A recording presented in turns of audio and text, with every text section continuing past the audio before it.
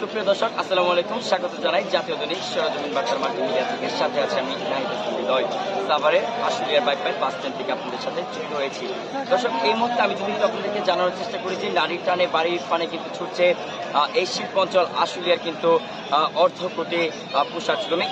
তাদের কিন্তু একটি নিরাপদ যানজট আমরা যেমনটি দেখেছি, তাদের নিরাপদ গন্তব্যের জন্য কিন্তু বাংলাদেশ পুলিশের পাশাপাশি কিন্তু সেনাবাহিনীর যেটি 2 সপ্তাহের বিশেষ কার্যক্রম রয়েছে, তারা কিন্তু আইন শৃঙ্খলা বাহিনী সেটি কিন্তু করছেন। এবং প্রশাসনে যেমনটি আমরা দেখছি যে সকাল থেকে কিন্তু এখানে বাইপাইল বাস স্ট্যান্ডে কিন্তু একটি যাত্রীর চাপ রয়েছে, যেমন কিন্তু আমরা লক্ষ্য করছি। আমি কিন্তু আপনাদেরকে জানানোর চেষ্টা করি যে এখানে কিন্তু তাদের পরিবারের সাথে ঈদের আনন্দ ঘন মুহূর্ত কাটাতে কিন্তু তাদের এই আশুলিয়ার বাইপাইল থেকে কিন্তু তারা যাচ্ছেন। এবং যাত্রীরা যে একটি অভিযোগ আমাদেরকে জানিয়েছেন যে তাদের কাছ থেকে কিন্তু টিকিট 1200 থেকে 1500 টাকা করে চাওয়া হচ্ছে, যেমনটি কিন্তু আমরা এইমাত্র আমাদেরকে একটি যাত্রী বলল। আমরা যেমনটি যদি জানাই যে এখানে কিন্তু পরিবহন কম থাকাতে কিন্তু ঢাকার যে দূরপাল্লার যেগুলোতে পশুবাহী যেগুলো রয়েছে সেগুলোতে ট্রাকে করেও কিন্তু মূলত এই পোশাক শ্রমিকরা কিন্তু তাদের নিরাপদ তাদের গন্তব্যের দিকে যাচ্ছেন। এবং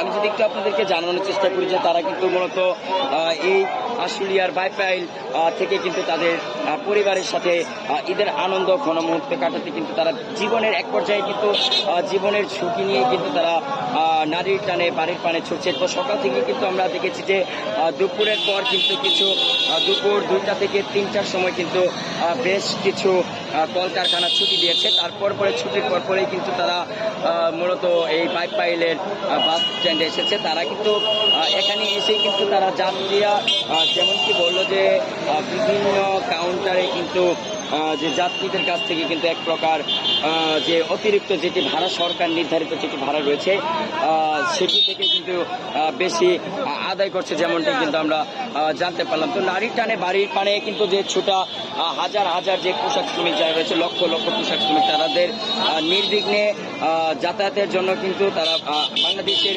আইন শৃঙ্খলা বাহিনী কিন্তু কঠোর নিরাপত্তায় রয়েছেন এবং কঠোর অবস্থানে কিন্তু তারা রয়েছেন। সকাল থেকে কিন্তু এই শিল্প অঞ্চল আশুলিয়ার প্রায় পোশাক শ্রমিকরা তাদের গন্তব্যে কিন্তু ছুটে চলেছে।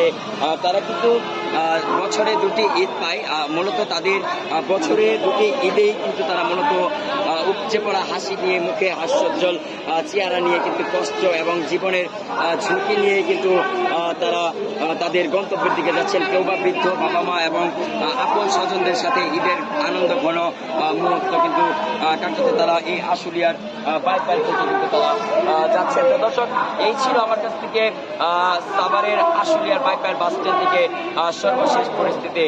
মোহাম্মদ নাহিদ হাসান হৃদয়, জাতীয় দৈনিক সরজমিন বার্তা, সাভার, আশুলিয়া, ঢাকা।